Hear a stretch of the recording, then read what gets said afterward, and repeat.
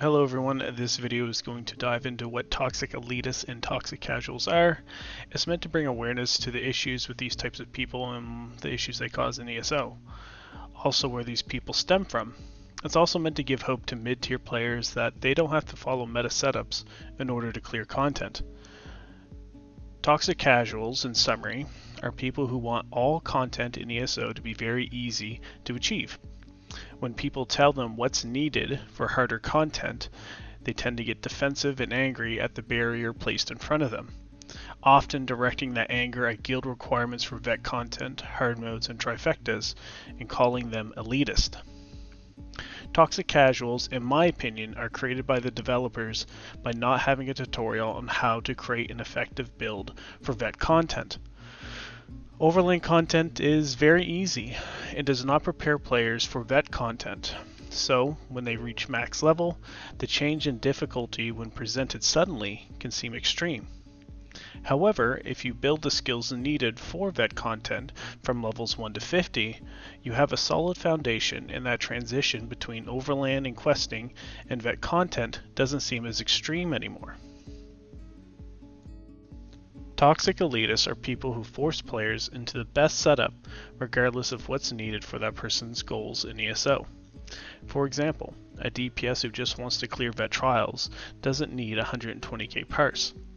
Despite this, elitists will pressure people via mocking, degrading, and bullying behaviors in an effort to get players to adhere to their setups. Elitists do this for a few reasons. The two biggest are, it makes them feel better about themselves and the time and effort they put into the game. The second is most people can't perform meta dynamic rotations while dealing with hard mode mechanics, so it's a way to exclude people by setting unrealistic and unneeded barriers, which keep the elite a small percentage of people, which boosts their ego even more. Toxic elitist guilds are on every platform in ESO. The central hub where this type of behavior is reinforced and encouraged is ESO University. The GM and most of the moderators do not care about inclusivity regardless of what they may say. They are toxic elitists, and I can prove it with screenshots. To summarize, an individual asked for help with an off-meta build. After being told no by a moderator, I decided to help him. This resulted in me being openly attacked and then banned when I defended myself respectfully. The build I gave this person for vet trials hit 115k, which is plenty for vet trials, I assume most would think. Pause the video and read the screenshots. There are quite a few. However, they prove I was banned just for giving off-meta advice when no one else would.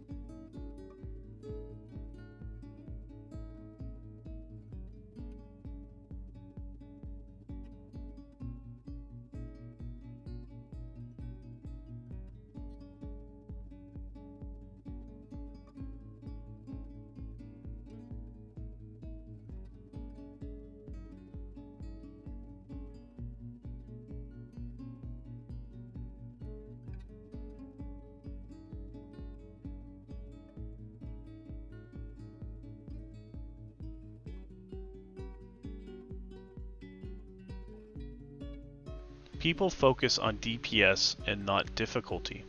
That is to say, they think the increase in DPS from dynamic is free, when it's not. It comes at the expense of ease. As rotations get harder, your focus on mechanics and your time on target are going to lower. When you're progging content, looking at the skill bar and missing mechanics, or losing time on target can cause deaths and missed skills. This ultimately will lower your DPS. Depending on player's skill, static can outperform dynamic in regards to DPS.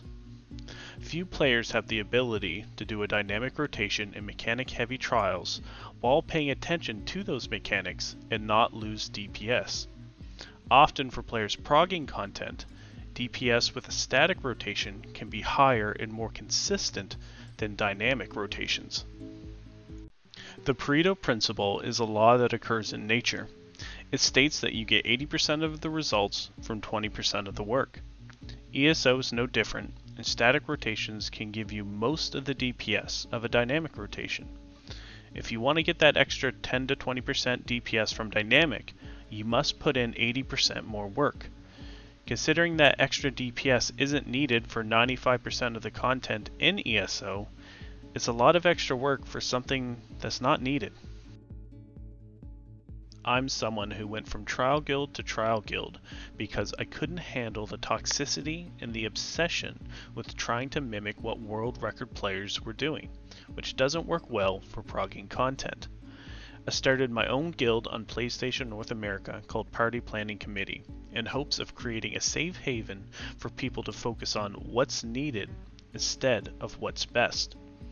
With this concept, we have given out 100 plus hard mode titles from all trials except Rockgrove and Dead Sail, which we will get to eventually.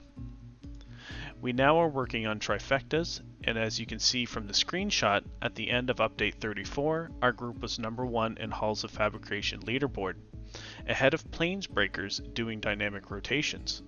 Now this isn't to say our score is godly and can't be beat. Of course it can. The entire point of this video is to show that what's best is dependent on you, the player. You may work 60 hours a week, have kids, have school, or one of other countless obligations in life. Maybe you just lack the ability to do dynamic rotations no matter how hard you try. Maybe you can do them on a target dummy, but once you get into content, you're not able to pull it off, or worse, end up being floor DPS. Many factors go into deciding what level you want to play this game at. They shouldn't exclude you from doing the content because there's a faster but harder to do option. Remember, it's just a game. It's meant to be fun. Focus on what's needed versus what's best. Bring in as many people as possible to get clears. Don't let toxic elitists or casuals distract you from that. Thanks for watching and have a good day.